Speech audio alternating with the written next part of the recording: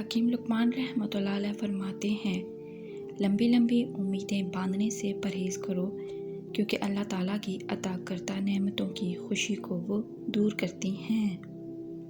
اللہ کے نزدیک سب سے بہتر کھانا وہ ہے جسے بہت سے لوگ مل کر کھائیں۔ جوان مرد اپنا بوجھ دوسروں کے کندھوں پر نہیں رکھتا، بلکہ جو کچھ اپنے پاس ہو اسے خرچ کرتا ہے۔ جو بندہ چاہتا ہے کہ میرا ایمان سلامت رہے، جان و تن راحت حاصل کرے اور میرے غم کم ہوں، اسے کہہ دو کہ غفلت سے دوری اختیار کرے۔ غلط فہمیوں کو اپنے اوپر سوار مت کیا کرو کہ پھر تمہیں اس جہان میں کوئی پیار کرنے والا نہ ملے گا۔ جب تم پر جوانی آ جائے تو ہمیشہ ایسے کام کرو جو اللہ کو راضی کرتے ہیں۔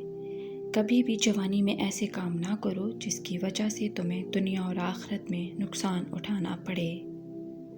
حکیم لقمان فرماتے ہیں، ہمیشہ ایسی بات جو تم اپنے دشمن کے سامنے نہیں کہہ سکتے، اس بات کو اپنے دوست سے بھی چھپا کر رکھو۔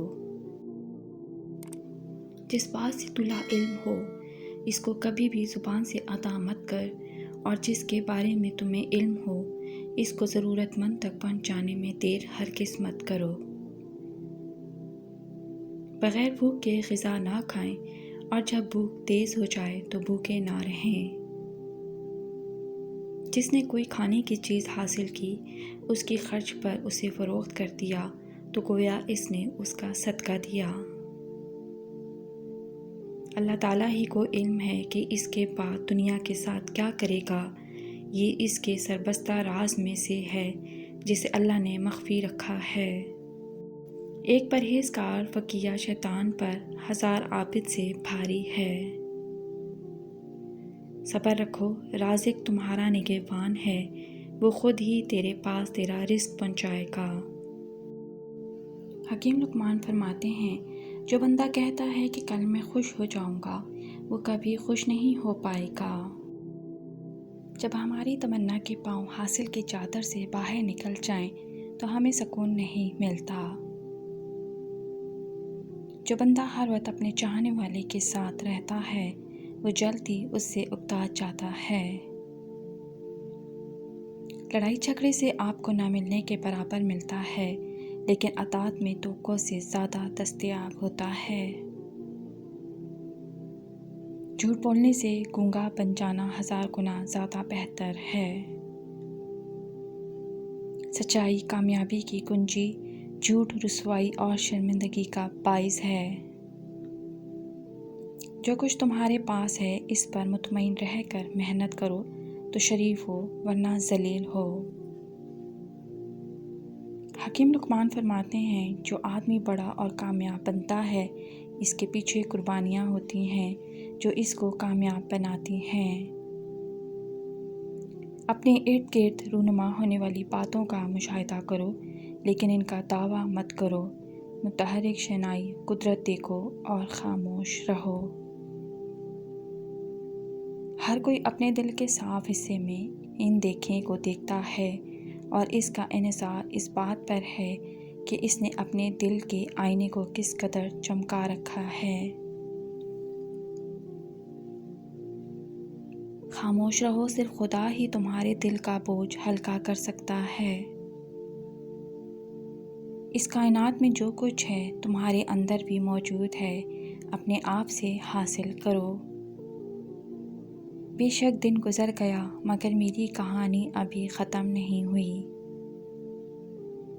جو تکلیف برداشت کرتا ہے وہی اپنے مقصد میں کامیاب ہوتا ہے۔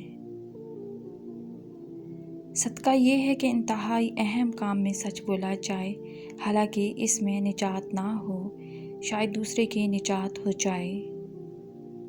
حکیم لقمان فرماتے ہیں، جب وقت گزر جائے تو ہرگز واپس نہیں ہو سکتا، اس لیے کوئی چیز وقت سے زیادہ عزیز نہیں، بیش قیمت نہیں۔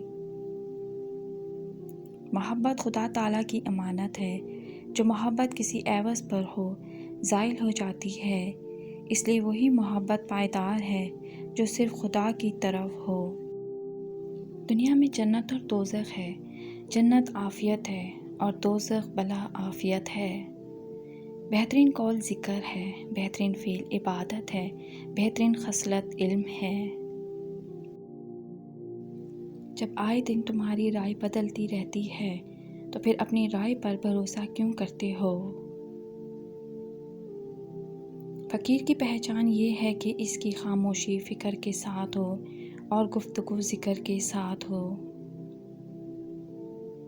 بہت سے ایسے لوگ ہیں جو زمین پر چلنے پھرنے کے باوجود مردے کی مانند ہیں، اور کئی ایسی قبروں میں مردے ہیں جو زندہ ہیں۔ مثالی انسان وہ ہوتا ہے جو ممنوع احسان ہونے کا عادی نہ ہو، بلکہ دوسروں کے کام آ کر خوشی محسوس کرتا ہے۔ آدمی اسی وقت تک بعافیت رہ سکتا ہے جب تک اس کے ہمسائے کی مرضی ہو۔ دعوت قبول کرنے میں امیر و غریب کا فرق مت کر اور دور ہونے کی وجہ سے رد نہ کر۔ مجلس کے اندر بیٹھ کر قریب تر لوگوں کی مزاج پرسی کرو، میزبان کو انتظار میں نہ ڈالو، وقت مقررہ پر آنا واجب ہے۔ حکیم لقمان فرماتے ہیں، جو شخص اپنے آپ کو گمراہ کرے، اس کو کوئی دوسرا شخص کیسے راہ پر لا سکتا ہے؟